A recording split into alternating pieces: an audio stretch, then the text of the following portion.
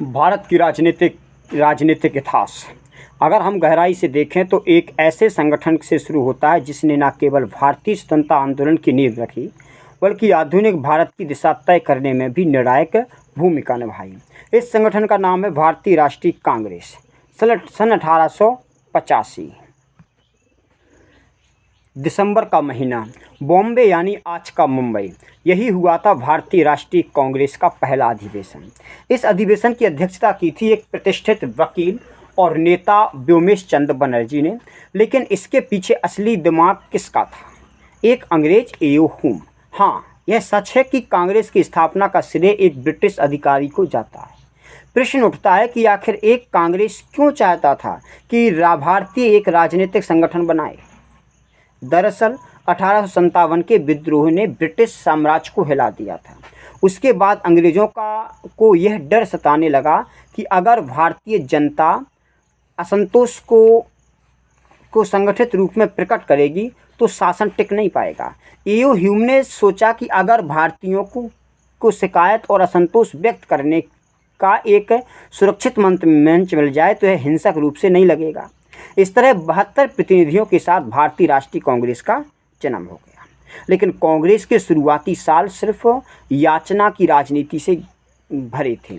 इसके पहले 20 सालों को हम मॉडरेट्स का युग कहते हैं। इस दौर में कांग्रेस का नेतृत्व उन नेताओं के हाथों में था जिन्हें हम नरमपंथी कहते हैं। ये नेता मानते थे कि ब्रिटिश सरकार बुरी नहीं है, लेकिन बुरे कुछ अफसर हैं। इसलिए अगर शांति और तर्क के साथ मांग रखी जाए तो अंग्रेज सुधार करेंगे और भारतीयों को उनके अधिकार देंगे। तो इन नेताओं में सबसे बड़ा नाम था दादा भाई नौरोजी। उन्हें great old man of India कहा जाता है। उन्होंने ड्रेन ऑफ वेल्थ थ्योरी दी, जिसमें बताया कि कैसे अंग्रेज भारत के धन को लूट करके इंग्लैंड ले जा रहे हैं। उनका प्रसिद्ध नारा था कि स्वराज मेरा जन्मसिद्ध अधिकार है। लेकिन ध्यान रहे, इस दौर में स्वराज का मतलब ब्रिटिश साम्राज्य के भीतर अधिक प्रतिनिधित्व था, ना कि पूर्ण स्वतंत्र था। इसके अलावा गोपाल कृष्ण गोखले थे जो शिक्षा और सुधार के माध्यम से राष्ट्रवाद को मजबूत करना चाहते थे। फिरोज शाह मेहता जैसे नेता थे जो विधान परिषदों में भारतीयों की भागीदारी बढ़ाना चाहते थे। कांग्रेस के शुरुआती अधिवेशनों में क्या होता था? अंग्रेजी में भाषण, प्रस्ताव पास करना, फिर इन्हें सरकार के सामने रखना। जो भी मांगें थीं, जैसे सिविल सेवाओं में भारतीयों को अधिक अवसर मिले, उच्च प्रशासनिक पदों में भारतीयों की हिस्सेदारी बढ़े, विधानमंडल की शक्तियों में वृद्धि हो और भारत में शिक्षा का प्रसार किया जाए। तो इन सब का तरीका कैसा था? बिल्कुल शालीन और विनम्र, मानो कोई विद्यार्थी अपने अध्यापक से विनती कर रहा हो। इसलिए इनकी राजनीति को प्रार्थना, याचिका और निवेदन की राजनीति कहा गया। लेकिन क्या यह तरीका सफल हुआ? आंशिक रूप से। अंग्रेजों ने कुछ सुधार किए, जैसे इंडियन काउंसिल एक्ट 1892, जिसमें विधान परिषदों को थोड़ा विस्तार कर दिया। लेकिन असलियत यह थी कि सत्ता पर पूरी पकड़ अब भी अंग्रेजों की ही रही और भारतीय सिर्फ सलाह देने तक ही सीमित रहे। अब यहाँ पर एक बड़ा सवाल खड़ा हुआ, क्या नरमपंथियों की यह रणनीति सही थी? इतिहासकार कहते हैं कि इस दौर की सबसे बड़ी उपलब्धि यह नहीं थी कि कुछ सुधार मिले, बल्कि यह थी कि भारत में राष्ट्रवाद की चेतना जागी। अलग अलग प्रांतों, भाषाओं और धर्मों के लोग पहली बार एक राष्ट्रीय मंच पर आए। पहले बंगाल का व्यक्ति सिर्फ बंगाल की राजनीति में सोचता था, लेकिन अब पंजाब का व्यक्ति सिर्फ पंजाब की समस्याओं में उलझा रहता था। लेकिन कांग्रेस ने सबको एक साझा पहचान दी, हम सब भारतीय हैं। यही वह बीज था जिसने आने वाले दशकों में आज़ादी के वटवृक्ष का रूप लिया। इस दौर के अंत तक हालांकि यह साफ हो गया कि सिर्फ विनती से अंग्रेज मानने वाले नहीं हैं। बंगाल विभाजन 1905 ने भारतीयों को झकझोर दिया। नरम रुख वाले नेताओं की आलोचना होने लगी। एक नया तेवर सामने आया, गरमपंथियों का। यानी कांग्रेस की कहानी का अगला अध्याय शुरू हुआ जब नरम दल और गरम दल आमने सामने आए, और यही संघर्ष आगे चलकर आज़ादी की राह को और तेज करने वाला साबित हुआ। तो दोस्तों, तो इस प्रकार से कांग्रेस की स्थापना हुई थी। तो एक ऐसा समय था जब भारतीयों ने सीखा कि राजनीति कैसे की जाती है, संगठन कैसे बनाया जाता है और राष्ट्रीय चेतना कैसे जगाई जाती है। साल 1905 भारत के राष्ट्रीय आंदोलन के इतिहास में यह साल एक बड़ा ही टर्निंग पॉइंट साबित हुआ। इसी साल अंग्रेजों ने बंगाल का विभाजन किया गवर्नर लॉर्ड कर्जन ने यह फैसला लिया और आधिकारिक तौर पर यह कहा गया कि यह प्रशासनिक सुविधा के लिए है, लेकिन असलियत यह थी कि यह फैसला फूट डालो और राज करो की नीति का हिस्सा था। बंगाल उस समय भारत का सबसे बड़ा और राजनीतिक रूप से जागरूक प्रांत था। उसकी जनसंख्या 8 करोड़ से भी ज़्यादा थी। कर्जन ने सोचा कि अगर बंगाल को 2 हिस्सों पूर्वी बंगाल और पश्चिमी बंगाल में बांट दिया जाए तो वहाँ की राष्ट्रीय चेतना कमज़ोर हो जाएगी। यही वह क्षण था जिसने कांग्रेस को एक नए रास्ते पर धकेला। तो अब तक कांग्रेस की राजनीति नरमपंथियों यानी मॉडरेट्स के हाथ में थी, लेकिन बंगाल विभाजन ने पूरे देश को बिल्कुल से हिलाकर रख दिया और इसने एक नया तेवर जन्म दिया, गरमपंथ का। तो गरमपंथ बनाम नरमपंथ की जो लड़ाई हुई वो कैसे थे? तो नरमपंथी नेता थे जैसे गोपाल कृष्ण गोखले, दादा भाई नौरोजी और फिरोज शाह मेहता। अब भी वे मानते थे कि अंग्रेज़ों से सुधार की मांग तर्क और बातचीत से की जानी चाहिए। उनका विश्वास था कि ब्रिटिश साम्राज्य न्यायप्रिय है और धीरे धीरे भारतीयों को अधिकार देगा। लेकिन दूसरी तरफ एक नया समूह उभर रहा था, गरमपंथी। इसमें सबसे बड़े नाम थे बाल गंगाधर तिलक, लाला लाजपत राय और बिपिन चंद्र पाल, लाल बाल पाल। इन्हें हम लाल बाल पाल के नाम से जानते हैं। ये मानते थे कि आज़ादी कोई याचना से नहीं मिलेगी, इसे छीनना पड़ेगा। तिलक ने स्पष्ट कहा था कि स्वराज मेरा जन्मसिद्ध अधिकार है। ये बात तो देखो दादा भाई नौरोजी ने भी कही थी, लेकिन इन्होंने उसमें और बात जोड़ दी कि और मैं इसे लेकर रहूँगा। उनका मानना था कि अगर अंग्रेज नहीं सुन रहे तो उनके खिलाफ प्रतिरोध ज़रूरी है। अब स्वदेशी आंदोलन यहीं से शुरू होता है। बंगाल विभाजन के विरोध में बंगाल विरोध ने एक बड़े आंदोलन का रूप ले लिया। इसे हम स्वदेशी आंदोलन कहते हैं। इसका नारा था कि ब्रिटिश माल का बहिष्कार करो और स्वदेशी वस्तुओं को अपनाओ। यह आंदोलन सिर्फ आर्थिक नहीं बल्कि राजनीतिक भी था। लोग विदेशी कपड़े जलाने लगे, घरेलू उद्योगों को बढ़ावा देने लगे, राष्ट्रीय शिक्षा संस्थान खोले गए ताकि अंग्रेजों के पाठ्यक्रम से अलग शिक्षा दी जा सके। स्वदेशी आंदोलन ने भारतीय राजनीति को पहली बार सड़कों तक पहुंचा दिया। इसमें छात्रों, महिलाओं, किसानों और आम जनता ने बढ़ चढ़कर हिस्सा लिया। यही वह समय था जब राष्ट्रवाद पहली बार जन आंदोलन का रूप लेने लगा। कांग्रेस का विभाजन हुआ सूरत अधिवेशन में 1907 में। तो स्वदेशी आंदोलन और गरम दल की रणनीति ने कांग्रेस के भीतर तनाव को बढ़ा दिया। 1907 का सूरत अधिवेशन इस संघर्ष का चरम था। नरमपंथी और गरमपंथी आमने सामने आ गए। नतीजा यह हुआ कि कांग्रेस 2 हिस्सों में बंट गई, नरम दल और गरम दल। तो यह विभाजन अंग्रेज़ों के लिए राहत का सबब था, क्योंकि अब भारतीय एकजुट नहीं थे। लेकिन इस विभाजन के बावजूद स्वदेशी आंदोलन आगे बढ़ता रहा। तो गरम दल के नेताओं में तिलक सबसे लोकप्रिय थे। उन्होंने गणेश उत्सव और शिवाजी महोत्सव को भी सार्वजनिक त्योहारों में बदल दिया और राष्ट्रवाद की चिंगारी गांव-गांव तक पहुंचाई। वही बंगाल में अरविंदो घोष जैसे नेता भी क्रांतिकारी विचारधारा के प्रतीक बने। तो यह दौर वह था जब भारतीय राजनीति धीरे धीरे हिंसक प्रतिरोध की ओर भी बढ़ी। क्रांतिकारी संगठन बने जैसे अनुशीलन समिति और गदर पार्टी। हालांकि ये कांग्रेस के दायरे से बाहर थे, लेकिन इनका प्रभाव कांग्रेस की राजनीति पर भी पड़ा। साल 1916 कांग्रेस के लिए ऐतिहासिक साबित हुआ। इस साल कांग्रेस और मुस्लिम लीग के बीच समझौता हुआ, जिसे लखनऊ समझौता कहा जाता है। यह समझौता क्यों जरूरी था? 1906 में मुस्लिम लीग का गठन हुआ था और शुरुआत में लीग ब्रिटिश सत्ता के साथ खड़ी थी, लेकिन अंग्रेज़ों की नीतियों और प्रथम विश्व युद्ध की परिस्थितियों ने लीग को भी यह एहसास दिलाया कि भारतीयों को साथ आना होगा। लखनऊ में हुए इस समझौते में तय हुआ कि कांग्रेस और लीग मिलकर के संवैधानिक सुधारों की मांग करेंगे। इसके तहत मुस्लिमों के लिए अलग निर्वाचक मंडल की व्यवस्था का समर्थन किया गया। यह एक जटिल समझौता था। एक तरफ इसने हिंदू मुस्लिम एकता को मजबूत किया, दूसरी तरफ भविष्य में सांप्रदायिक राजनीति की नींव भी डाल दी। ठीक है, सीधी सी बात है। मुस्लिम लीग को भारत से लेना देना कुछ था ही नहीं। वो नहीं चाहता था कि भारत को स्वराज मिले और अभी मिले, क्योंकि इसका बाप बैठा था वहाँ पर तुर्की में। तो खिलाफत जो उस वहाँ के जो खलीफा था, खलीफा को वहाँ से अवदस्त कर दिया था।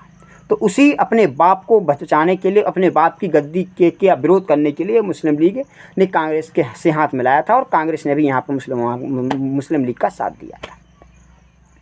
तो इस एरिया का 1905 से लेकर 1919 के टाइम काल का क्या महत्व होता है यहाँ पर? तो 1905 से लेकर के 1919 का यह दौर भारतीय राजनीति के लिए बेहद अहम था। पहली बार कांग्रेस एक जन आंदोलन का रूप बनी। स्वदेशी आंदोलन ने आत्मनिर्भरता और स्वदेशी उद्योगों की चेतना जगाई। गर्मपंथ और नरमपंथ की दल की जो बहस ने कांग्रेस को और भी परिपक्व बना दिया। लखनऊ समझौते ने हिंदू मुस्लिम एकता का नया अध्याय लिखा, लेकिन यह दौर यहाँ खत्म नहीं हुआ। 1919 में आया जलियांवाला बाग हत्याकांड, ठीक है। लखनऊ समझौते में गरम दल और नरम दल भी एक हो गए थे। और फिर जो जलियांवाला बाग हत्याकांड की जो घटना हुई और इसी साल लागू हुआ रॉलेट एक्ट। इन घटनाओं ने भारतीय राजनीति को पूरी तरह से एकदम से बदल दिया। अब कांग्रेस में एक नया चेहरा उभरने वाला था, महात्मा गांधी, और उनके नेतृत्व में कांग्रेस एक जन आंदोलन की विशाल शक्ति बनकर सामने आएगी। तो दोस्तों, यहाँ तक हम अभी तक हम बात कर चुके हैं 1919 तक की।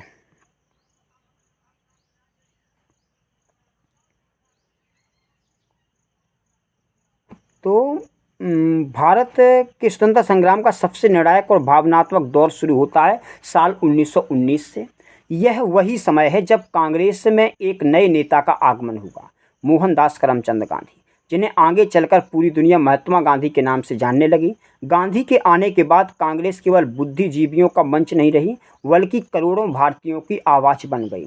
यही वह कालखंड है जिसने भारत को आज़ादी की और निर्णायक रूप से आगे बढ़ाया। जलियांवाला बाग और असहयोग आंदोलन 1919 से 1922। तो 1919 में ब्रिटिश सरकार ने रॉलेट एक्ट लागू किया। इस कानून में बिना मुकदमे के किसी भी व्यक्ति को जेल में डालने का अधिकार दे दिया गया। पूरे देश में इसका विरोध हुआ। पंजाब में अमृतसर के जलियांवाला बाग में शांतिपूर्ण सभा हो रही थी जब जनरल डायर ने निहत्थे लोगों पर गोलियां चलवा दी और हजारों निर्दोष मार दिए गए। यह घटना भारतीय इतिहास की सबसे क्रूरतम घटनाओं में गिनी जाती है। यही वह क्षण था जिसने गांधी जी को राष्ट्रीय नेता बना दिया। उन्होंने तय किया कि अब अंग्रेजों के खिलाफ असली जन आंदोलन शुरू होगा। 1920 में कांग्रेस के नेतृत्व में शुरू हुआ असहयोग आंदोलन। लोगों से कहा गया कि सरकारी स्कूलों को बहिष्कार करो, विदेशी कपड़े जलाओ और सरकारी नौकरी से इस्तीफा दो और अपना स्वदेशी अपनाओ। तो यह आंदोलन इतना तेज हुआ कि ब्रिटिश सरकार हिल गई। लेकिन 1922 में चोरी चोरा की हिंसक घटना के पश्चात गांधी जी ने आंदोलन वापस ले लिया। इस फैसले से कई नेता निराश हुए, लेकिन गांधी जी का मानना था कि आंदोलन पूरी तरह अहिंसक रहना चाहिए। कई लोगों ने तो आत्महत्या कर ली थी। सविनय अवज्ञा आंदोलन शुरू होता है 1930 से 1934 के बीच में। तो 1920 के दशक के अंत में आज़ादी की मांग और तेज हो गई। नेहरू रिपोर्ट, साइमन कमीशन और ब्रिटिश सरकार की ढुलमुल नीति ने भारतीयों को एकदम से नाराज कर दिया। 1930 में गांधी जी ने ऐतिहासिक दांडी मार्च किया। 78 साथियों के साथ वे साबरमती आश्रम से मिलकर 390 किलोमीटर पैदल चलकर दांडी पहुंचे और वहां समुद्र का नमक उठाकर कानून तोड़ा। यह था सविनय अवज्ञा आंदोलन की शुरुआत। नमक कानून का तोड़ना एक प्रतीक था अंग्रेजों के अन्यायपूर्ण कानूनों की अवज्ञा की।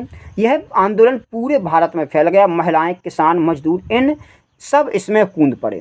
हजारों लोग जेल गए, लेकिन आंदोलन रुकने का नाम नहीं ले रहा था।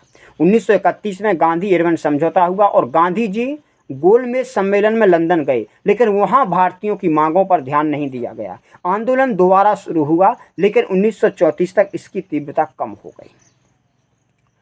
भारत छोड़ो आंदोलन शुरू होता है फिर 1942 में। तो 1939 में द्वितीय विश्व युद्ध शुरू हुआ। ब्रिटेन ने भारत की राय पूछे बिना ही भारत को युद्ध में झोंक दिया। कांग्रेस ने इसका विरोध किया। 1942 में गांधी जी ने ऐतिहासिक नारा दिया कि भारत छोड़ो।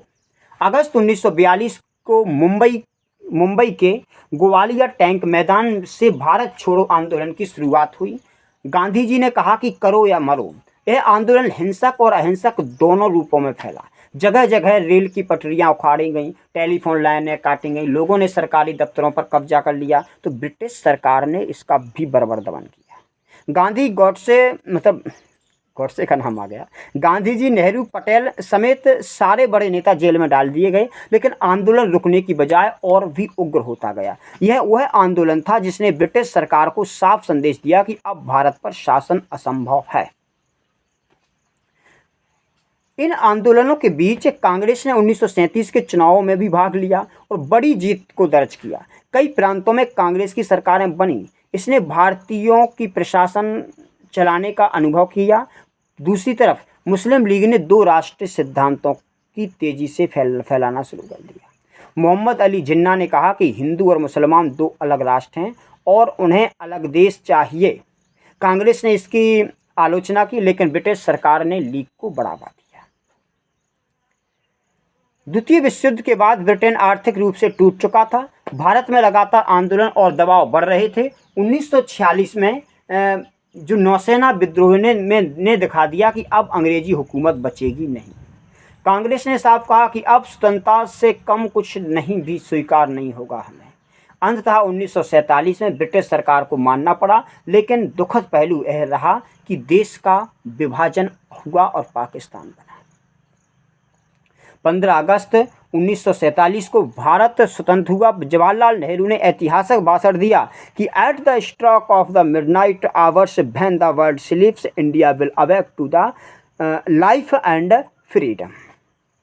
तो इस कालखंड का कितना महत्व होता है? बहुत महत्व है। 1919 से लेकर के 1947 तक का यह दौर कांग्रेस के इतिहास का स्वर्णिम अध्याय है।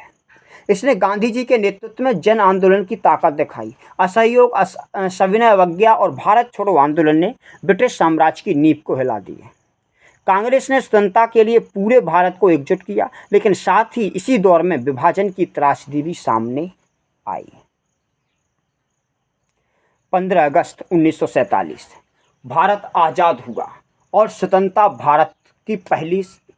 की भारत की पहली सरकार बनी कांग्रेस की। पंडित जवाहरलाल नेहरू पहले प्रधानमंत्री बने। यह वही कांग्रेस थी जिसने हमें आज़ादी दिलाई थी, लेकिन अब चुनौती थी आज़ादी को बनाए रखना, भारत को मजबूत करना और आधुनिक राष्ट्र का निर्माण करना। नेहरू का विजन, नेहरू युग की सबसे बड़ी उपलब्धि यह थी कि भारत ने लोकतंत्र को अपनाया। आज़ादी के बाद कई देश तानाशाही या सैन्य शासन की ओर बढ़े, लेकिन भारत ने आम जनता की शक्ति पर भरोसा किया। हर नागरिक को वोट का अधिकार मिला। संविधान सभा, जिसे कांग्रेस के नेताओं ने ही बड़ी भूमिका निभाकर बनाया, ने लोकतंत्र और समानता को भारत की नींव में डाल दिया। नेहरू ने आधुनिक भारत के लिए पंचवर्षीय योजनाएं शुरू की। उनका मानना था कि देश को आत्मनिर्भर बनाने के लिए भारी उद्योग जरूरी हैं, इसलिए स्टील प्लांट, बांध और वैज्ञानिक संस्थान बने। उन्होंने IITs, IIMs और बड़ी बड़ी प्रयोगशालाओं की स्थापना की। विदेश नीति में नेहरू ने गुटनिरपेक्ष आंदोलन की राह चुनी। शीत युद्ध के दौर में जब पूरी दुनिया अमेरिका और सोवियत संघ में बंट रही थी, भारत ने कहा कि हम किसी के साथ नहीं, हम स्वतंत्र रहेंगे। इससे भारत की छवि अंतर्राष्ट्रीय स्तर पर मजबूत हुई। लेकिन कांग्रेस की सरकार की कमियां भी उतनी ही गंभीर हैं। जैसे कश्मीर का मुद्दा। 1947 के बाद पाकिस्तान ने कबालियों के जरिए कश्मीर पर हमला कराया। भारतीय सेना ने उन्हें खदेड़ा, लेकिन नेहरू ने मामला संयुक्त राष्ट्र में ले जाकर युद्ध विराम को स्वीकार कर लिया और इसका नतीजा हुआ कि कश्मीर का एक स्थायी विवाद बन गया। यह कांग्रेस की सबसे बड़ी कूटनीतिक गलती मानी जाती है। दूसरा, आर्थिक नीतियों की सीमाएं थीं। नेहरू ने समाजवाद से प्रेरित मिश्रित अर्थव्यवस्था अपनाई। भारी उद्योगों पर जोर दिया गया, लेकिन कृषि और रोजगार पर उतना ध्यान नहीं दिया गया। लाइसेंस परमट राज शुरू हो गया, जिससे भ्रष्टाचार और लाल फीताशाही बढ़ी। चीन नीति की विफलता। नेहरू का नारा था कि हिंदी चीनी भाई भाई, लेकिन 1962 में चीन ने भारत पर हमला किया और भारत को करारी हार मिली। इस युद्ध ने दिखा दिया कि नेहरू की विदेश नीति कितनी भोली थी और रक्षा तैयारियां कितनी कमजोर थी। राजनीतिक वर्चस्व की बात करें हम, तो कांग्रेस ने आज़ादी के बाद विपक्ष को जगह ही नहीं दी। नेहरू व्यक्तिगत रूप से लोकतांत्रिक थे, लेकिन कांग्रेस एक विकल्पहीन पार्टी बनी। इसने पार्टी में गुटबाजी और सत्ता के केंद्रीकरण की शुरुआत हुई। समाज और राजनीति पर असर क्या पड़ा? तो नेहरू युग ने शिक्षा, विज्ञान और उद्योग में नींव रखी, लेकिन साथ ही असमानता और गरीबी बनी रही और यहाँ पर हिंदुओं के साथ भेदभाव किया गया। ग्रामीण भारत तक विकास की रोशनी पूरी नहीं पहुंची। धर्मनिरपेक्षता ने भारत को एकजुट रखा, लेकिन कश्मीर और भाषाई राजनीति जैसे मुद्दों को ठीक से हल नहीं किया गया। दक्षिण भारत में हिंदी थोपने के खिलाफ आंदोलन शुरू की गई और जब उस मुसलमानों के बाप मोहम्मद अली जिन्ना को जब धर्म के आधार पर एक देश दे दिया गया था, तो यहाँ पर मुसलमानों की जगह क्यों बनाई गई? सबसे बड़ा सवाल ये भी उठता है। कांग्रेस ने इस दौर में अपने ऐतिहासिक योगदान में जनता का भरोसा जीता। हर चुनाव में उसकी भारी जीत होती रही। चूतिया जनता थी उस समय। लेकिन यही वर्चस्व कांग्रेस की कमजोरी भी बनी। पार्टी ने लोकतंत्र और कमजोर हुआ। नए नेताओं के लिए जगह कम बची। कांग्रेस धीरे धीरे नेहरू केंद्रित पार्टी बन गई। तो 1947 से 1964 का नेहरू युग भारत के लिए नींव रखने का समय था, बहुत आगे ले जाने का समय था। अगर नेहरू चाहते तो भारत को यूएनओ में वीटो पावर मिल सकता था, लेकिन चलो ठीक है, लेकिन इनकी कुछ उपलब्धियां किताबों में गिनाई जाती हैं कि इन्होंने लोकतंत्र को मजबूत किया, पंचवर्षीय योजनाएं शुरू की, गुटनिरपेक्ष विदेश नीति अपनाई, शिक्षा और विज्ञान का विकास किया। कमियां भी बताई जाती हैं कि कश्मीर विवाद हुआ, चीन युद्ध में इनकी हार हो गई, आर्थिक नीतियों की सीमाएं की और विपक्ष को जगह ना दी, लाइसेंस वगैरह स्ट्रॉन्ग कर। नेहरू ने आधुनिक भारत का सपना दिखाया, लेकिन उस सपने की नींव में कई दरारें भी रह गईं। 27 मई 1964 को नेहरू का निधन हुआ। उनके जाने के बाद सवाल खड़ा हुआ कि अब कांग्रेस का भविष्य क्या होगा। क्या यह पार्टी नेहरू के बिना टिक पाएगी?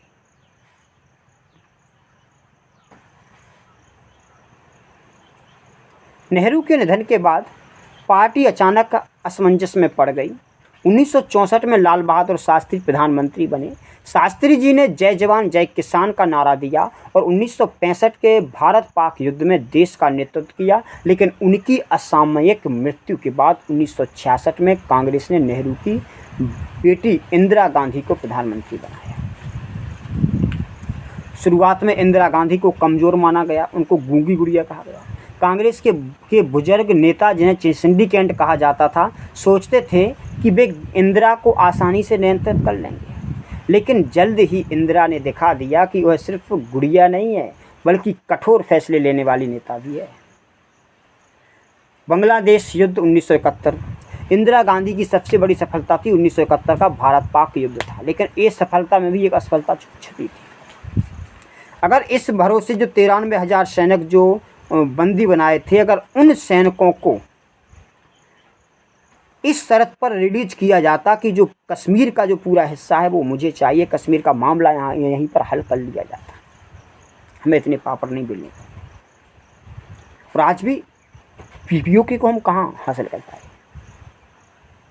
पाकिस्तान के अंदर पूर्वी पाकिस्तान में बांग्लादेश मुक्ति आंदोलन चल रहा था। इंदिरा गांधी ने पाकिस्तान पर निर्णायक युद्ध छेड़ा और सिर्फ 13 दिनों में ही भारत ने ऐतिहासिक विजय हासिल की और बांग्लादेश नाम का एक नया राष्ट्र बना और भारत की ताकत पूरी दुनिया ने इसको देख ली। इसको हम उपनिवेश बना के रखते हैं, बहुत फायदा होता है, लेकिन नहीं। यहाँ पर हम मैदान में तो हम युद्ध जीत गए, लेकिन टेबल पर हम युद्ध हार गए। गरीबी हटाओ का नारा उन्होंने लगाया था। कब? 1971 के चुनाव में गरीबी हटाओ का नारा इन्होंने दिया। तो इस नारे ने करोड़ों गरीबों को कांग्रेस के साथ जोड़ दिया। जमींदारी उन्मूलन, बैंकों का राष्ट्रीयकरण और समाजवादी नीतियों ने इन्हें गरीबों का नेता बना दिया। शास्त्री जी के बाद इंदिरा गांधी ने हरित क्रांति को आगे बढ़ाया। गेहूं और चावल की पैदावार बढ़ी और भारत खाद्यान्न मामले में आत्मनिर्भर होने लगा। बांग्लादेश युद्ध और निर्भीक नेतृत्व की वजह से इंदिरा गांधी को दुनिया में आयरन लेडी ऑफ इंडिया कहा जाने लगा। लेकिन इसी दौर में कांग्रेस की सबसे गंभीर कमियां और तानाशाही प्रवृत्तियां भी हमें देखने को मिली। 1975 का आपातकाल देखने को मिला। 1971 के चुनाव में इंदिरा गांधी ने बड़ी जीत हासिल की, लेकिन इलाहाबाद हाई कोर्ट ने उनके चुनाव को अवैध ठहरा दिया। इसके बाद उन्होंने देश में आपातकाल लगा दिया, प्रेस पर सेंसरशिप लगी, विपक्षी नेताओं को जेल में डाल दिया गया, जनता की स्वतंत्रता छीन ली गई। यह भारतीय लोकतंत्र का सबसे अंधकारमय दौर था। कांग्रेस ने लोकतंत्र को कुचलकर अपनी सत्ता बचाई थी। इंदिरा गांधी ने पार्टी के अंदर विरोधियों को खत्म कर दिया। कांग्रेस सिंडिकेट से निकलकर वन वुमेन शो बन गई है। लोकतांत्रिक संस्था कमजोर हुई और परिवारवाद यहां पर और भी गहरा गया। गरीबी हटाओ सिर्फ चुनावी नारा रह गया। योजनाएं बनी, लेकिन भ्रष्टाचार और कुप्रबंधन ने उन्हें विफल कर दिया। करोड़ों गरीब अब भी गरीब ही रहे। और इसी के साथ आपातकाल में जबरन नसबंदी अभियान और जबरदस्ती की नीतियों ने जनता का विश्वास एकदम से तोड़ दिया। कांग्रेस पर तानाशाही पार्टी का एकदम से थप्पा लग गया और यहीं से शुरू होता है कांग्रेस का पतन। तो 1977 में आपातकाल खत्म होने के बाद चुनाव हुए। जनता ने इंदिरा गांधी को उखाड़ फेंका और पहली बार केंद्र में गैर कांग्रेसी सरकार बनी और यह कांग्रेस की पहली बड़ी हार थी। लेकिन जनता पार्टी की सरकार ज़्यादा दिन नहीं टिक पाई। गुटबंदी और अस्थिरता से जनता परेशान हो गई और 1990 में इंदिरा गांधी की वापसी हुई और कांग्रेस फिर से सत्ता में आ गई। 1980 के दशक की शुरुआत में पंजाब में अलगाववादी आंदोलन तेज हुआ। खालिस्तानी आतंकवाद ने पंजाब को दहला दिया। इंदिरा गांधी ने सख्त कदम उठाए और 1984 में ऑपरेशन ब्लू स्टार के जरिए अमृतसर के स्वर्ण मंदिर में आतंकवादियों को हटाया, लेकिन इस कार्रवाई ने सिख समुदाय के बड़े हिस्से को आहत किया। इसी का परिणाम हुआ 31 अक्टूबर 1984 को इंदिरा गांधी की उनके ही सिख अंगरक्षकों ने हत्या कर दी। तो 1964 से लेकर के 1984 का दौर कांग्रेस के इतिहास का सबसे नाटकीय और विवादित समय था। इस दौर में बांग्लादेश युद्ध, अंतर्राष्ट्रीय ताकत, भारत बना, हरित क्रांति को सफलता मिली, गरीबों के लिए नीतियां बनी और कुछ फरेब भी किए गए, जैसे आपातकाल, परिवारवाद, सत्ता का केंद्रीकरण, गरीबी उन्मूलन में असफलता और पंजाब संकट।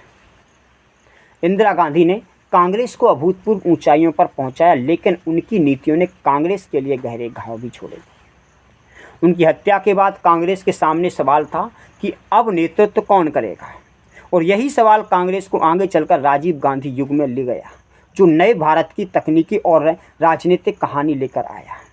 31 अक्टूबर 1984 प्रधानमंत्री इंदिरा गांधी की हत्या हो गई। पूरे देश में दंगे भड़क उठे, हजारों सिखों की हत्या हुई और कांग्रेस नेताओं पर इन दंगों को भड़काने के आरोप लगे और इस हिंसा में कांग्रेस की छवि को बहुत गहरा धक्का पहुंचाया। इसी माहौल में इंदिरा गांधी के बेटे राजीव गांधी प्रधानमंत्री बन गए। उस समय वे सिर्फ 40 साल के थे और देश के सबसे युवा प्रधानमंत्री बने। पेशे से पायलट रहे राजीव गांधी राजनीति में ज़्यादा अनुभव नहीं रखते थे, लेकिन जनता ने उन्हें मॉडर्न इंडिया की उम्मीद माना।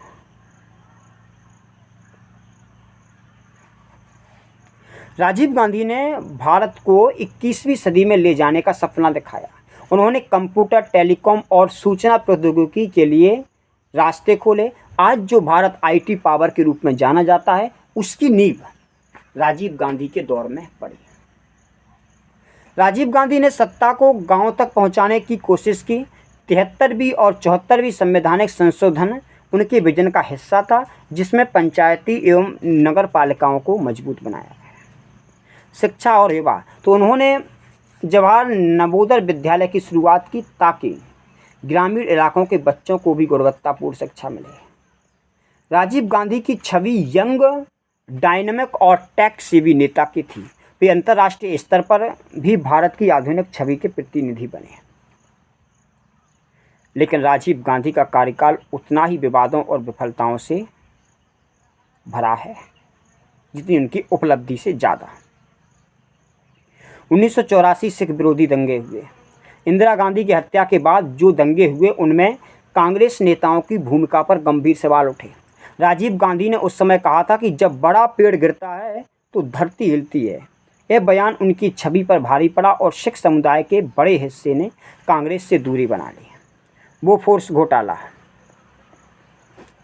1987 में सामने आए बोफोर्स तोप सौदे के घोटाले ने राजीव गांधी की ईमानदार वाली जो छवि को एकदम से ध्वस्त कर दिया। उन पर और उनके कारोबारी सहयोगियों पर दलाली लेने के आरोप लगे और इस घोटाले ने कांग्रेस को भ्रष्टाचार की दलदल में धकेल दिया। अब शुरू होती है मुस्लिम तुष्टीकरण की राजनीति। 1985 में सुप्रीम कोर्ट ने साहिबानों को भरण पोषण देने का फैसला सुनाया, लेकिन मुस्लिम वोट बैंक के दबाव में कांग्रेस सरकार ने संविधान संशोधन कर कोर्ट का फैसला ही पलट दिया। इससे कांग्रेस पर अल्पसंख्यक तुष्टीकरण का आरोप लगा। मुस्लिम पक्ष को खुश करने के लिए साहिबानों फैसला पलटने के बाद कांग्रेस ने हिंदू पक्ष को साधने के लिए अयोध्या में राम जन्मभूमि, बाबरी मस्जिद विवाद में ताला खोलने की अनुमति दी। इससे धर्म आधारित राजनीति को बढ़ावा मिला और देश में सांप्रदायिक ध्रुवीकरण तेज हो गया। राजीव गांधी ने श्रीलंका में शांति सेना भेजी, लेकिन यह मिशन उल्टा पड़ गया। भारतीय सेना को भारी नुकसान उठाना पड़ा और तमिल अलगाववादी गुट लिट्टे ने कांग्रेस की छवि को नुकसान पहुंचाया। आखिरकार यही लिट्टे राजीव गांधी की हत्या का कारण भी बना। राजीव गांधी ने कांग्रेस को युवा और आधुनिक छवि दी, लेकिन साथ ही उन्होंने पार्टी को घोटालों और तुष्टीकरण की राजनीति में फंसा दिया। उनके कार्यकाल में कांग्रेस का जनाधार खिसकने लगा। 1984 में उन्हें ऐतिहासिक बहुमत मिला था, 414 सीटें, लेकिन 1989 तक कांग्रेस बहुमत खो बैठी। जनता ने बोफोर्स और भ्रष्टाचार के खिलाफ वोट दिया। 1989 में बीपी सिंह प्रधानमंत्री बने और कांग्रेस सत्ता से बाहर हो गई। राजीव गांधी विपक्ष के नेता बने। अब कांग्रेस धीरे धीरे एकाधिकार पार्टी वाली से कमजोर विपक्ष बनने की ओर बढ़ रही थी। 21 मई 1991 को चुनाव प्रचार के दौरान तमिलनाडु के श्री पेरम्बदूर में liberation tigers of Tamil Eelam ने आत्मघाती हमला कर राजीव गांधी की हत्या कर दी। उनकी मौत ने कांग्रेस को गहरा झटका दिया और पार्टी अचानक नेतृत्व संकट में भी फंस गई।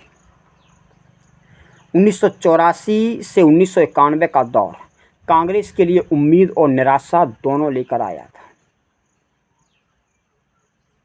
इन्होंने टेक्नोलॉजी की नींव रखी, शिक्षा सुधार किया, पंचायती राज लाए, आधुनिक भारत का सपना इन्होंने देखा और उनकी कुछ कमियां भी देखी हमें, जैसे सिख दंगे, बोफोर्स घोटाला, साहिबानों के श्रीलंका मिशन की विफलता। तो राजीव गांधी भारत के लिए एक आधुनिक और युवा दृष्टि लेकर आए, लेकिन उनकी नीतियों की गलतियां और घोटालों ने कांग्रेस की साख को कमजोर कर दिया। राजीव गांधी की हत्या के बाद कांग्रेस फिर से नेतृत्व के मोड़ पर खड़ी हो गई। अब सवाल था कि क्या कांग्रेस अपनी पुरानी ताकत वापस पा सकेगी या फिर देश में गठबंधन राजनीति का नया दौर शुरू होगा। 21 मई 1991 को राजीव गांधी की हत्या हो गई। कांग्रेस अचानक नेतृत्व संकट में फंस गई। उस समय देश गहरे आर्थिक संकट में था। विदेशी मुद्रा भंडार लगभग खाली हो चुका था और भारत दिवालिया होने की कगार पर था। ऐसे कठिन हालात में कांग्रेस ने पीवी नरसिंह राव को प्रधानमंत्री बनाया। नरसिंह राव का कार्यकाल कांग्रेस के इतिहास में एक बड़ा मोड़ था। उन्होंने डॉक्टर मनमोहन सिंह को वित्त मंत्री बनाया। 1991 में भारत में नई आर्थिक नीति लागू हुई, उदारीकरण, निजीकरण और वैश्वीकरण, एलपीजी। इससे भारतीय अर्थव्यवस्था में नई जान आई। विदेशी निवेश आया, आईटी सेक्टर बढ़ा और भारत वैश्विक अर्थव्यवस्था से जुड़ गया। नरसिंह राव ने अमेरिका और इजराइल से संबंध सुधारे, रूस से भी नए रिश्ते बनाए। यह बदलाव कांग्रेस की विदेश नीति में एक बड़ा कदम था। लेकिन इस दौर में कांग्रेस की कमजोरियां और भी गहरी हो गईं। 6 दिसंबर 1992 को अयोध्या में बाबरी मस्जिद गिरा दी गई। नरसिंह राव सरकार ने इसे रोकने के लिए सख्त कदम नहीं उठाए। कांग्रेस पर आरोप लगा कि उसने मूक दर्शक की भूमिका निभाई। इससे कांग्रेस की धर्मनिरपेक्ष छवि को गहरी चोट पहुंची। नरसिंह राव के कार्यकाल में कई घोटाले सामने आए। हवाला घोटाला, शेयर घोटाला, झारखंड मुक्ति, रिश्वत कांड।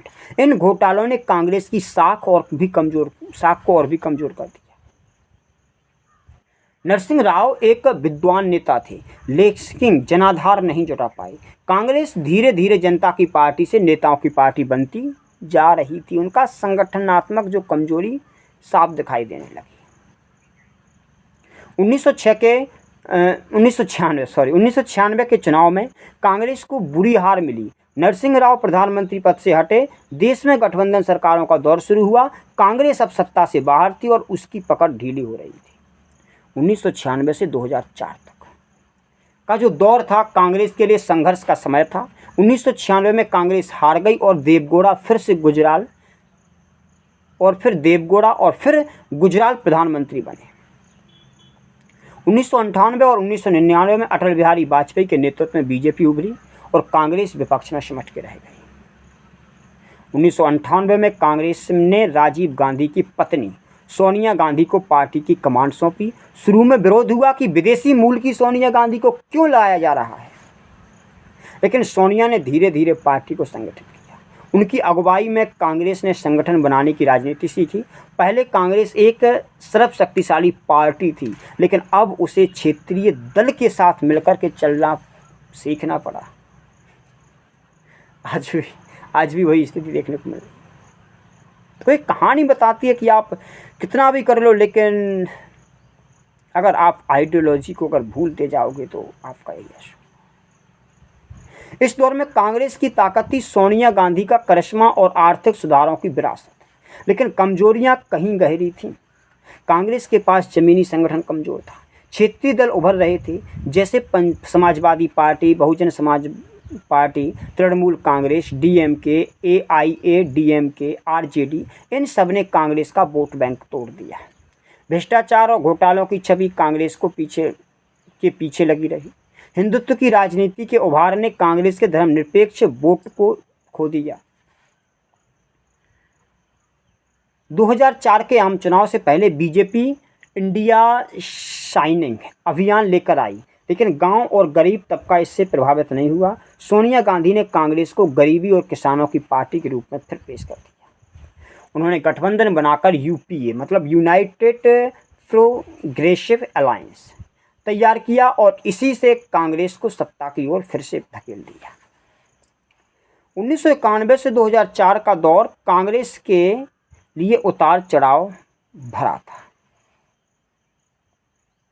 यह दौर दिखाता है कि कांग्रेस कैसे एक एकाधिकार वाली राष्ट्रीय पार्टी से संघर्षरत विपक्ष में बदल गई। लेकिन 2004 में सोनिया गांधी के नेतृत्व और महागठबंधन राजनीति ने उसे फिर से सत्ता के दरवाजे तक पहुंचा दिया। तो 2004 के आम चुनाव ने सबको चौंका दिया। इंडिया साइनिंग के नारे के बावजूद अटल बिहारी वाजपेयी की सरकार हार गई।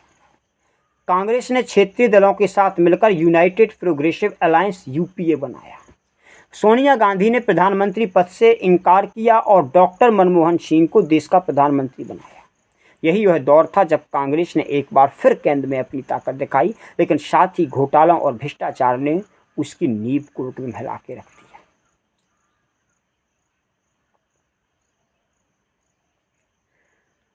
मनमोहन सिंह के नेतृत्व में भारत की जीडीपी लगातार तेजी से बढ़ी। इस दौर को भारत की हाई ग्रोथ इकोनॉमी कहा जाता है। आईटी सेक्टर, टेलीकॉम और सेवा उद्योग ने भारत को वैश्विक मंच पर नई पहचान दी। गांव के गरीबों को रोजगार देने के लिए मनरेगा योजना शुरू की गई। यह दुनिया की सबसे बड़ी रोजगार गारंटी योजना बनी और करोड़ों गरीबों को इसका फायदा भी हुआ। और इसमें बहुत ज़्यादा भ्रष्टाचार भी हुआ, अभी भी हो रहा है। कांग्रेस सरकार ने सूचना का अधिकार कानून लाकर के लोकतंत्र को मजबूत किया। जनता अब सीधे सरकार से सवाल पूछ सकती थी। इस दौरान शिक्षा का अधिकार मतलब आरटी राइट टू एजुकेशन लागू किया गया और स्वास्थ्य योजनाओं का विस्तार हुआ। Bharat America nuclear deal Manmohan Singh की एक बड़ी उपलब्धि थी। इससे भारत को अंतर्राष्ट्रीय स्तर पर ऊर्जा सहयोग और तकनीकी साझेदारी मिलना शुरू हो गई। लेकिन यही दशक कांग्रेस को सबसे बड़ी कमजोरियों और घोटालों का भी गवाह बनाता है। यही वक्त बनता है गवाह कि इसमें 2G स्पेक्ट्रम घोटाला हुआ था। कब? 2010 में। तो 2010 में सामने आए 2G घोटाले ने कांग्रेस की छवि एकदम ध्वस्त कर दी। आरोप था कि टेलीकॉम लाइसेंस सस्ते में देकर के लाखों करोड़ का नुकसान हुआ है। कोयला खदानों के आवंटन में गड़बड़ी सामने आई। कॉलगेट नाम से मशहूर इस घोटाले में मनमोहन सरकार की ईमानदारी पर सवाल खड़े कर दिए। कॉमनवेल्थ गेम्स घोटाला आया। दिल्ली में हुए 2010 में कॉमनवेल्थ गेम्स भ्रष्टाचार और लापरवाही के लिए पूरे विश्व में कुख्यात हो गए। भारत सरकार को बदनामी का दंश झेलना पड़ा। दूसरे कार्यकाल की अगर बात देखें 2009 से 2014 में मनमोहन सरकार पर आरोप लगा कि वह फैसले लेने में अक्षम है। विपक्ष ने उन्हें मनमोहन सिंह को मनमोहन सिंह कहना शुरू कर दिया। महंगाई लगातार बढ़ी। गैस, पेट्रोल और खाद्य पदार्थों के दामों में जनता को परेशान किया। भ्रष्टाचार की छवि ने कांग्रेस को जकड़ लिया। 2011 में भ्रष्टाचार के खिलाफ अन्ना हजारे का आंदोलन खड़ा हुआ। लाखों लोग सड़कों पर उतरे और कांग्रेस सरकार को कटघरे में खड़ा कर दिया। इस दशक में कांग्रेस की ताकत थी मनरेगा, आरटीआई, शिक्षा का अधिकार और आर्थिक विकास। और कमजोरियां भी थी, घोटालों की बाढ़, कमजोर नेतृत्व और नीतिगत पंगुता। तो सोनिया गांधी और राहुल गांधी पार्टी के चेहरे बने, लेकिन जनता को लगा कि असली सत्ता 10 जनपद यानी सोनिया गांधी का निवास से चल रही है, ना कि प्रधानमंत्री कार्यालय से। इससे कांग्रेस पर ड्यूअल पावर सेंटर, दोहरी सत्ता का आरोप लगा। 2009 में कांग्रेस ने दोबारा जीत हासिल की और यूपीए सेकंड सरकार बनी, लेकिन 2014 तक हालात पूरी तरह बदल चुके थे। घोटालों ने कांग्रेस को कपस्ट करप्ट पार्टी की छवि दे दी। महंगाई और बेरोजगारी ने जनता को नाराज किया। अन्ना आंदोलन ने मध्य वर्ग और युवाओं को कांग्रेस के खिलाफ खड़ा कर दिया। बीजेपी ने नरेंद्र मोदी को प्रधानमंत्री उम्मीदवार बनाकर कांग्रेस को सीधी चुनौती दी। 2004 के लोकसभा चुनाव में कांग्रेस को सिर्फ 44 सीटें मिली। यह उसकी इतिहास की सबसे बड़ी हार थी। यानी एक ऐसी पार्टी जिसने भारत को आज़ादी दिलाई, जिसने दशकों तक केंद्र पर राज किया, यह राष्ट्रीय राजनीति में मामूली विपक्ष बन गया।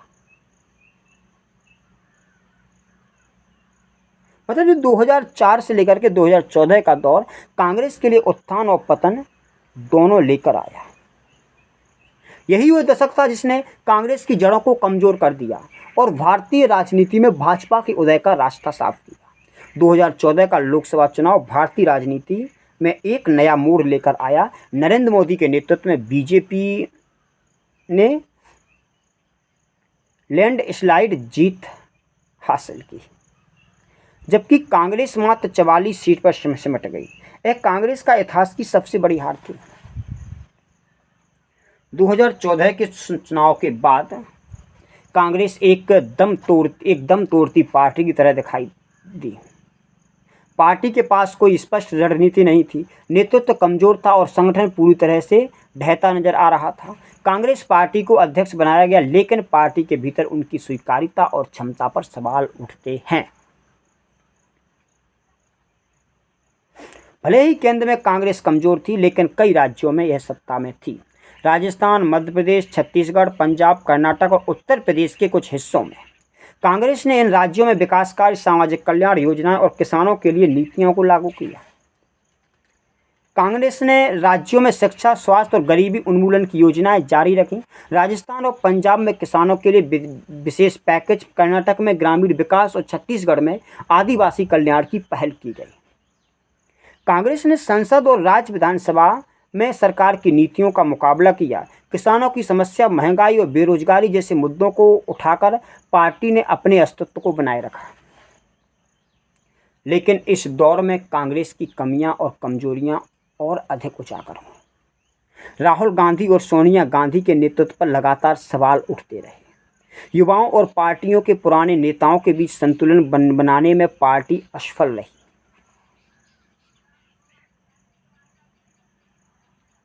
और भाजपा के प्रभावी प्रचार और नरेंद्र मोदी की लोकप्रियता ने कांग्रेस को कमजोर किया। सोशल मीडिया, चुनावी रणनीति और जनाधार में कांग्रेस पूरी तरह से पिछड़ गई थी। और संगठन में कहीं ना कहीं तो कमजोरी तो थी। कांग्रेस ने जिला और ब्लॉक स्तर के संगठन एकदम से कमजोर पड़ गए थे, अभी भी कमजोर ही चल रहे। यह पार्टी केवल बड़े नेताओं पर निर्भर हो गई है। ग्रास रूट्स नेतृत्व की कमी ने चुनावों में लगातार नुकसान दिलाया। कांग्रेस ने विभिन्न राज्यों में गठबंधन बनाया, लेकिन अक्सर छोटे दलों में से तालमेल नहीं बैठा पाया। इससे वोट बैंक टूट गया और कई महत्वपूर्ण चुनाव हार गए। कांग्रेस का विचारधारा अस्पष्ट दिखा। युवा कांग्रेस और मध्यम वर्ग कांग्रेस की ओर आकर्षित नहीं हुए। वहीं बीजेपी ने हिंदुत्व और विकासवाद के मुद्दे पर मजबूत पकड़ बनाई। कांग्रेस को मीडिया रणनीति भी एक प्रकार से पिछड़ी रही। डिजिटल और सोशल मीडिया पर कांग्रेस का प्रभाव कम था, जबकि भाजपा ने इसे पूरी ताकत से अपनाया था।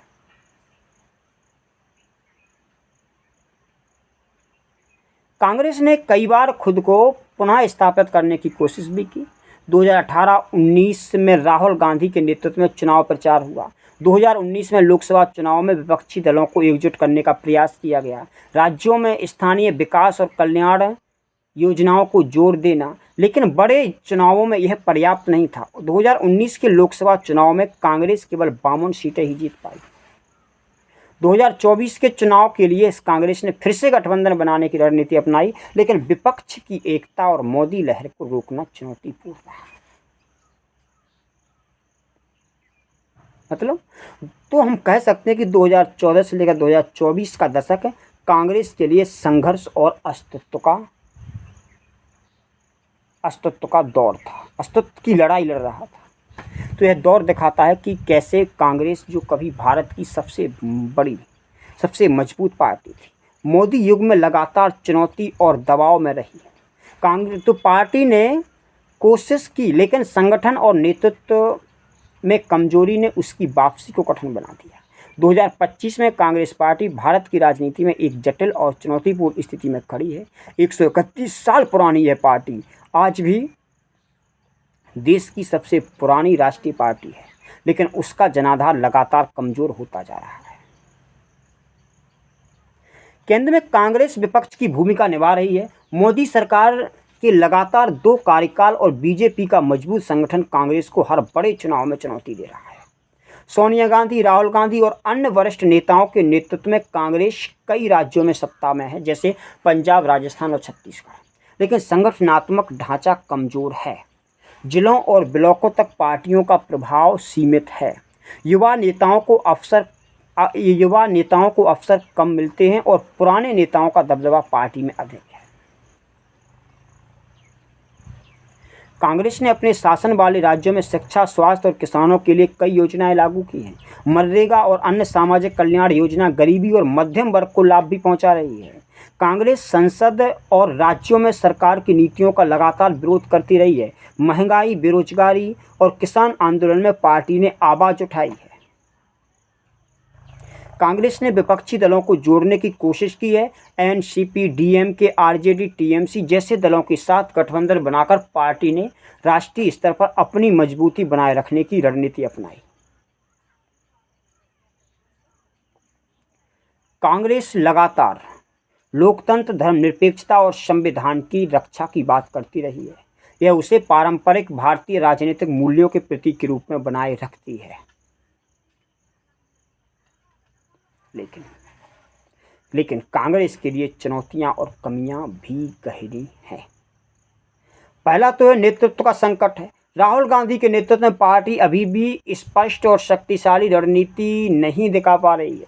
युवा और अनुभवी नेताओं में संतुलन नहीं है। उनके बोल कई बार बिगड़ जाते हैं। मतलब तुम किस मेंटेलिटी में जी रहे हो यार कि हिंदू बहुसंख्यक देश में तुम हिंदुत्व को आतंकवादी बताओगे, हिंदुत्व को मिटाने की बात करोगे, जो हिंदुत्व को डेंगू बोलते हैं उनके साथ रहोगे, तो ऐसा तो होगा ही। जनाधार की कमी हो गई। गांव और छोटे शहरों में कांग्रेस का जनाधार कमजोर पड़ गया है। भाजपा और क्षेत्रीय दलों ने कांग्रेस के पुराने वोट बैंक को तोड़ दिया है। भाजपा की हिंदुत्व आधारित राजनीति और विकासवाद ने कांग्रेस की छवि को चुनौती दी है। धर्मनिरपेक्ष और सामाजिक न्याय के नारे अब उतने प्रभावी नहीं रह गए भैया। कांग्रेस का राजनीतिक संदेश अस्पष्ट प्रतीत होता है। अब नए मुद्दों और डिजिटल मीडिया के युग में पार्टी की संवाद क्षमता पिछड़ रही है। पार्टी के भीतर विरोध और गुटबाजी का इतिहास जारी है। यह संगठन को मजबूत निर्णय लेने और चुनावी रणनीति बनाने में बाधित करता है। फिर भी कांग्रेस के पास भविष्य के लिए कुछ ताकत है। भले ही पार्टी कमजोर हुई है, लेकिन विपक्षी ताकत के रूप में उसकी अहमियत बनी हुई है। भारतीय लोकतंत्र में विपक्ष की भूमिका हमेशा आवश्यक है। राहुल गांधी और अन्य युवा नेता कांग्रेस को नई दिशा दे सकते हैं। नए विचार, डिजिटल अभियान और जनसंपर्क से पार्टी को पुनर्जीवित किया जा सकता है। भाजपा के वर्चस्व को रोकने के लिए कांग्रेस को गठबंधन राजनीति में माहिर होना होगा।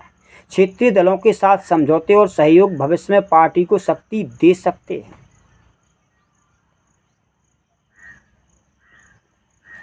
गरीबी, बेरोजगारी किसानों और शिक्षा के मुद्दों को लेकर कांग्रेस जनसंपर्क बढ़ा सकती है। इससे पार्टी को ग्रामीण और मध्यम वर्ग से समर्थन मिलने की संभावना है। तो निष्कर्ष तौर पर हम एक चीज़ कह सकते हैं कि कांग्रेस का इतिहास संघर्ष, सफलता और असफलताओं का आईना है।